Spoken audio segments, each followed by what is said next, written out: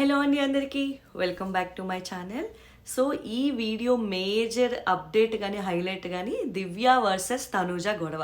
Yes, మాట్లాడుకుందాం. Each and every point నేను మీకు చెప్తాను. అక్కడ కన్వర్జేషన్ ఎలా వెళ్ళింది, ఎవరిది పర్సనల్ అటాక్ అయింది, ఎవరిది లాజికల్గా మాట్లాడారు, రెండు పాయింట్స్ కూడా డిస్కస్ చేద్దాము. సో ఖచ్చితంగా ఫస్ట్ లైక్ చేయండి, సబ్స్క్రైబ్ చేయండి, నా ఛానల్ని షేర్ చేయండి, వీడియోని అయితే ఎండింగ్ వరకు చూడండి. తనూజ వర్సెస్ దివ్య. బిగ్ బాస్ వచ్చి అనౌన్స్ చేయడం జరుగుద్ది, కెప్టెన్సీ టాస్క్లోంచి ఒకరిని తొలగించాలి అని. అయితే ఒక్కొక్కరు వచ్చి వాళ్ళ పాయింట్ చెప్పాలి.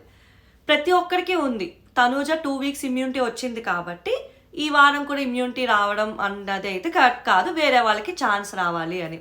అంతే కదా, 2 వారాలు తనూజకి ఇమ్యూనిటీ వచ్చినప్పుడు ఈ వారం కూడా ఇమ్యూనిటీ రావడం అనేది కరెక్ట్ కాదు కదా, వేరే వాళ్ళకు కూడా ఆపర్చునిటీ ఇవ్వాలి. కాబట్టి ఎవరు కూడా పాయింట్ కాల్అవుట్ చేయరు. కానీ దివ్య గారు వచ్చి అస్సలు ఎంత ఈ రోజు నాకు దివ్య నచ్చినంతలా ఏ రోజు నచ్చలేదని చెప్పాలి.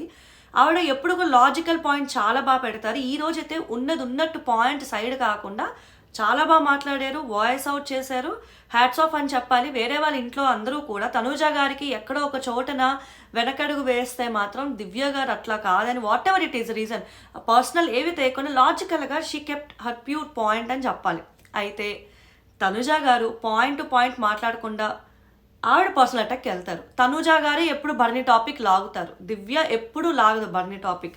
పోనీ పర్సనల్ అవ్వడానికి ఆమె చెప్పిన పాయింట్ రైటే కదా, అక్కడెక్కడ పర్సనల్ అవ్వలేదు. తనూజ గారే ఒక మనిషి నచ్చట్లేదన్నా వెనక పడేది నువ్వు అని చెప్పేసి అనగానే అప్పుడు ఈ మాట అంటే ఎవరైనా ఫైన్ అవుతారు. అప్పుడు దివ్య గారు వచ్చి ఏం మాట్లాడుతున్నావు, పిచ్చిగా ఉందా అంటే వచ్చి కూర్చోపో అని చెప్పి పోక్ చేసినట్టు మాట్లాడింది అయితే తనూజ గారే. ఈ వాదనలో ఎటువైపు నుంచి చూసినా సరే వాదనలో మిస్టేక్ తనూజ గారిదే అనిపించింది. పర్సనల్గా వెళ్ళింది తనూజ గారు మాత్రమే, దివ్య కాదు. అంతా ఆవిడ మాట్లాడుతున్నప్పటికీ కూడా చాలా కంట్రోల్గా మాట్లాడింది దివ్య. ఈ విషయంలో అయితే మెచ్యూరిటీ చాలా బాగా చూపించింది ఆవిడ. చెప్పాలంటే తనూజ కంటే దివ్య గారి వయసు చిన్నదైనప్పటికీ ఆవిడ ఆలోచించే విధానం, లాజికల్ వే సూపర్ అని చెప్పాలి. ఈరోజు గొడవలోని ఎంత పోక్ చేసినట్టు మాట్లాడినా, పాపం పోక్ చేసినప్పటికీ నోటికి వచ్చినట్టు మాట వదిలినప్పటికీ కంట్రోల్ చేసుకుని ఉండాలంటే కష్టమే కదా. దివ్య అందులోని ఇంకా ఆమె ఫిక్స్ అయిపోయారు. మా అమ్మ వచ్చింది, నేను బిగ్ బాస్ హౌస్ తీసుకొచ్చాను, ఎవడేమనుకున్నా నాకు అనవసరం, నేను ఆట ఆడతాను, అనుకున్న పాయింట్ మొహం మీద పెడతానని చెప్పి ఇచ్చి పడేస్తానని చెప్పి దివ్య గారు మెంటల్గా ఫిక్స్ అయ్యారు, చెప్పారు, అదే చేస్తున్నారు. అండ్ ఇంకో మాట కూడా అంటారు దివ్య గారు, వెనకన భజన చేస్తున్నారు, నువ్వు ఏడుస్తుంటుంటే తెలీదా అన్నట్టు ఒక పాయింట్ మాట్లాడతారు. తనూజ గారు ఇంకా చేసే ఏడుపుకో, సీన్కో, కోపానికో తెలియదు కానీ ఇంట్లో హౌస్ మేట్స్ కూడా సరెండర్ అవుతున్నారు అన్న విషయం మనం ఒప్పుకోవాల్సిందే. ఇది ఒక వాస్తవం. ఎందుకంటే తనూజ గారు ఏమో ఇప్పుడు ఇది మాట్లాడితే ఏమవుతాదా అన్న రేంజ్లోని ఆ ఇంప్రెషన్ అయితే ఆవిడ క్రియేట్ చేసుకున్నారు. సో కొంత ఇమాన్యుయల్ బయటపడినప్పటికీ ఎక్కడో ఆవిడ కన్విన్సింగ్ మాటలకో లేదా ఈ గొడవలకో తెలియదు, ఇమాన్యుయల్ కూడా ఒక పాయింట్ స్టెప్ బ్యాక్ అవుతారు. కానీ కట్ చేస్తే ఇక్కడ డిస్కషన్ అవుతున్నప్పుడు ఇమాన్యుయల్, డీమన్ పవన్ అందరూ వచ్చి ఒకటే పాయింట్ చెప్తారు, లేదు 2 వారాలు ఇమ్యూనిటీ దొరికింది కాబట్టి ఇంకో వారం అయితే దొరకడం అనేది కరెక్ట్ కాదు, వేరే వాళ్ళకు కూడా ఛాన్స్ ఇవ్వాలి అని. సో వాళ్ళ మనసులో కూడా ఉంది, కానీ వాళ్ళు బయట పెట్టలేదు. కానీ దివ్య గారు బయట పెట్టారు, అంతే తేడా.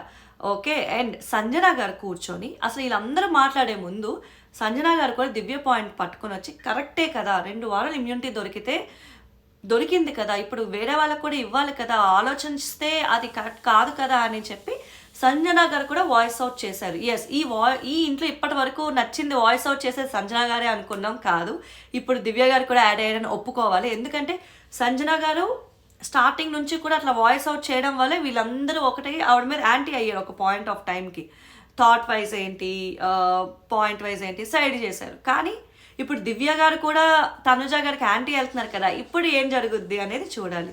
వాట్ ఎవర్ ఇట్ ఈస్, పర్సనల్గా అటాక్ వెళ్ళింది అయితే తనూజ గారు. అసలు భరణి గారు పాయింట్ తీయాల్సిన అవసరమే లేదు. వై భరణి ఎవ్రీ టైం అనేది కూడా ఆలోచించాలి తనూజ అయినని మాటలు వదిలే ముందు.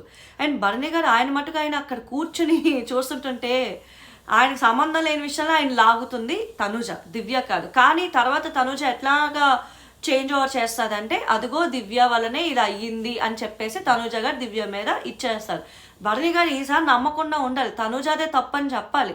ఎందుకంటే కూతురు బాండింగ్ అంటే ఇప్పుడు నిజంగా ఒకరితో జెన్యున్ బాండ్ ఉంటే కరెక్ట్ కూడా చేయాలి. ఇప్పుడు సుమన్ శెట్టి గారు ఉన్నారు, అన్న ఇలా వెళ్ళింది కదా అన్న భరణి అంటే సుమన్ శెట్టి గారు కరెక్ట్ చేస్తారు. అట్లానే ఇక్కడ తనుజ విషయంలో కూడా దివ్య తనుజ వచ్చినప్పటికీ భరణి గారు కూడా ఈసారి వైజ్గా ఆలోచిస్తే he has to correct Tanuja two అని చెప్పి నాకైతే పర్సనల్ ఒపీనియన్. అండ్ కూర్చోపో అది ఇది అని చెప్పి అగౌరవంగా మాట్లాడింది అయితే మాత్రం ఖచ్చితంగా తనుజ గారేనండి. దివ్య గారు ఫస్ట్లో అలా కాదు ఇలాగా ఏంటి ఇలా మాట్లాడారు, ఎక్కడా కూడా పోక్ చేసినట్లేదు. కానీ తనుజ గారు అలా మాట్లాడకుండా అయితే ఉండాల్సింది అని అయితే క్లియర్ కట్గా తెలుస్తుంది. And back end Reethu Chowdary గారు వెళ్ళి భరణి గారితో అన్న ఇప్పటికొచ్చి మీరు నేను రేస్లో లేము, ఉంటే మన ఇద్దరం ఉండాలి. సుమన్ శెట్టి గారు హాఫ్ క్యాప్టెన్సీ వెళ్ళింది, ఎందుకంటే సుమన్ శెట్టి గారి టైంలోని గౌరవ్ని కూడా కెప్టెన్ చేయడం వల్ల హాఫ్ కెప్టెన్సీ వెళ్ళింది. సో సుమన్ శెట్టి గారు ఛాన్స్ ఇద్దాం అని చెప్పి వాళ్ళు ముగ్గురు మాట్లాడుకుంటారు. అయితే ఈ మాటని రీతు చౌదరి గారు కూడా ఎందుకు తనుజ గారు ముందెళ్ళి డైరెక్ట్గా పెట్టలేదు? భయం. ఎందుకంటే మొన్న సేవ్ చేసింది, ఇలా మాట్లాడితే నేను యాంటీ అయితే ఎలాగా అనే భయంతో కళ్యాణ్ పేరు చెప్పింది. కళ్యాణ్ వెళ్ళి అంటాడు, అదేంటి నా పేరు ఎందుకు చెప్తున్నావు, నువ్వు చెప్పినట్టు చెప్పొచ్చు కదా అంటే ఇంకేం మాట్లాడదనమాట ఆవిడ, అక్కడి నుంచి వెళ్ళిపోతుంది. సో ప్రతి ఒక్కరు కూడా ఎక్కడో తనుజాకైతే భయపడుతున్నారు. అసలు ఎందుకు భయపడాలి? భయపడాల్సిన అవసరం ఏంటి? ఎంత విన్నింగ్ ఆవిడకే విన్నింగ్ ఉంది, పాజిటివిటీ ఉందని చెప్పి బయట నుంచి వచ్చిన వాళ్ళ ద్వారా తెలిసినప్పటికీ కూడా ఎందుకు వీళ్ళు బ్యాక్ స్టెప్ వేయాలి? ముందుకు వచ్చి కూడా వీళ్ళు పాయింట్ పెట్టచ్చు, అప్పుడే కదా గేమ్ చేంజ్ ఓవర్ అవుతుంది. ఏమంటారు, గెలిచే వాళ్ళతో కాంపిటీషన్ పెడితేనే కదా కాంపిటీషన్ మజా ఉండేది అనే పాయింట్ హౌస్ మేట్స్ అందరూ కూడా అది క్యాచ్ చేస్తుంటే ఇంకోలా ఉండుండేది. ఎందుకంటే ప్రతి సీజన్లో కూడా టాప్లో ఉన్న వాళ్ళతో ఎవరైనా పోటీ పడితేనే కదా వాళ్ళు కూడా టాప్లో ఎదగడానికి చూస్తారన్న పాయింట్ ఆలోచించట్లేదు. ఎంత ఫ్యాన్ బేస్ ఉన్నా, ఓటింగ్ ఉన్నా, ఏమున్నా, పిఆర్ ఉన్నా, ఏది ఉన్నప్పటికీ కూడా అక్కడ కరెక్ట్ ఏది, లాజికల్ ఏంది, ఇల్లాజికల్ ఏంది అనేది కూడా ఆలోచించుకోవాలి జనాలు. సో ఆ పర్స్పెక్టివ్లో చూస్తే తనుజ గారు అయితే ఈ విషయంలో ఒక రకంగా ఒక మెట్టు దిగిపోయారని చూసుకుంటే హౌస్ మేట్స్ కూడా అది కాల్ అవుట్ చేయడంలో విఫలమయ్యారు అనే ఒప్పుకోవాలి. అండ్ అయితే భరణి గారు కూడా ఏకీభవిస్తారు, తనుజ ముందు వాయిస్ అవుట్ చెయ్యలేదు అని అయితే నాకు ఇన్ఫర్మేషన్ తెలిసింది అప్డేట్ పరంగా. సో తనుజ గారికి భరణి గారు వాయిస్ అవుట్ చేయకుండా ఇక్కడ వీళ్ళు ముగ్గురు ఉన్నారు. అండ్ రీతు గారు కూడా సుమన్ శెట్టి గారు లాగడానికి కూడా ఒక లాజిక్ ఉంది. ఎందుకంటే టాస్క్ వచ్చినప్పుడు ఎక్కడో సుమన్ శెట్టి గారు ఉంటే ఒకవేళ ఆవిడ లక్ ఫేవర్ అయ్యి భరణి గారు వెనక్కి ఆ రేస్లోంచి వెళ్ళిపోతే సుమన్ శెట్టి గారు ఉంటే ఒక రకంగా రీతు గారికి అది బెనిఫిట్టే. ఎంత బాగా ఆలోచించారంటే రీతు చౌదరి గారు చాలా బాగా ఆలోచించారు. ముందైనా వెనకైనా అట్లీస్ట్ పాయింట్ పెట్టింది ఆవిడ. ఎందుకంటే ఇప్పుడు కూడా పాయింట్ పెట్టకుండా వెనక్కి వెళ్ళిపోతే ఆవిడకి అర్థమైంది, లేదు ముందుకెళ్ళాలి, ఆట కొనసాగాలి అంటే she has to kept her point out. లాజికల్గా ఆవిడ ఎప్పుడు బాగా ఆలోచిస్తారు రీతు చౌదరి. సో ఆడారు, పాయింట్ అవుట్ పెట్టారు. ఈసారి అయితే ఖచ్చితంగా దివ్య గారు రైస్ చేసిన పాయింట్ 100% వ్యాలిడ్ అని నాకు అనిపిస్తుంది. వీళ్ళిద్దరిలో మీరెవరు రైట్ అనుకుంటున్నారు, ఎవరు రాంగ్ అనుకుంటున్నారో కామెంట్ డౌన్ చేయండి. ఎపిసోడ్ చూసిన వెంటనే లేదా ఇంకేదైనా మేజర్ అప్డేట్ తెలిసిన వెంటనే నా ఛానల్లో నేను షేర్ చేస్తాను. So don't forget to like, share and subscribe my channel. Thank you.